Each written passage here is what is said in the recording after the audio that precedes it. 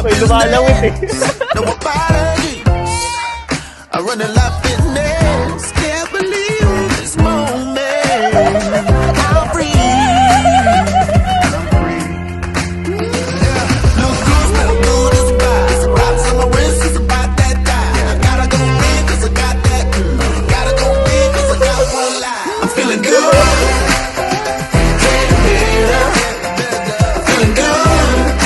I can't let it go. I'm feeling good. Cause I never say never. Cause I find my place where I'm always feeling good.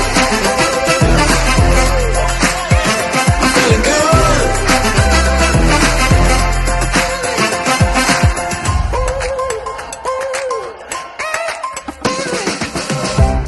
Let's get wild. Now nobody's business. All day, all night. Yeah, we running like a limb. Never ever leaving this moment. Come with me. Hey, Abby. Natatandaan mo pa ba yung day one nang nagkakilala tayo?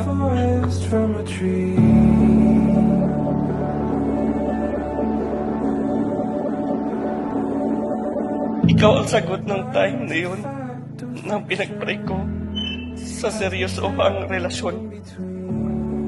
Yung makakasama ko sa pagtanda ko at para mabuo ng sariling pamilya.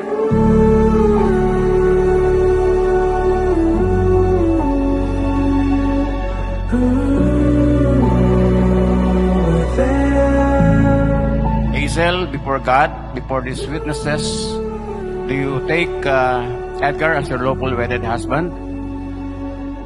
Yes. Gabby, finally, one of our long-term goal is happening right now.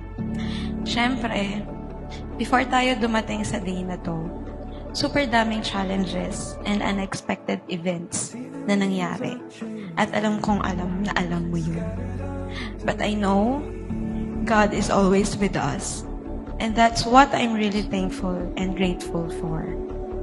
Gusto ko din magpasalamat sa Kanya for giving you as one of my greatest gifts. And of course, for giving 30 to us.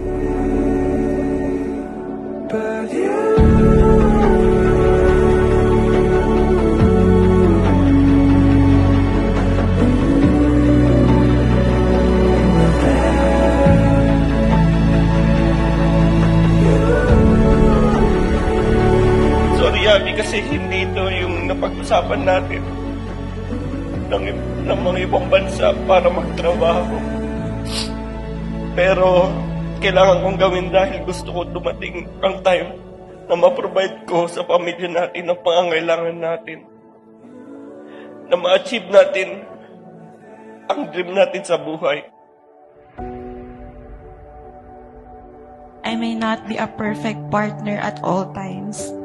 I can only promise you to be the best version of myself and as your wife. Alam ko naman na it's not always a happy life, but I know with you by my side, walang hindi madali.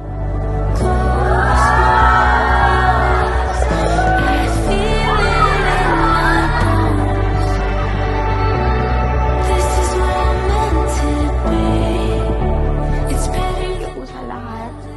Lalong-lalo na po sa pag-aalaga kay Thirdy. Sobrang thank you.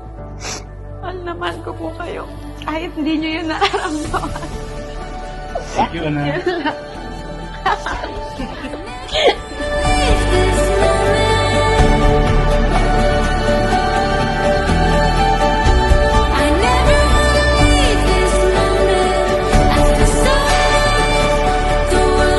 Ang babae daw minamahal, hindi sinasaktan. Normal yung pagtatalo, pero walang kailanman di ko dapat buhatan si mama ng kamay.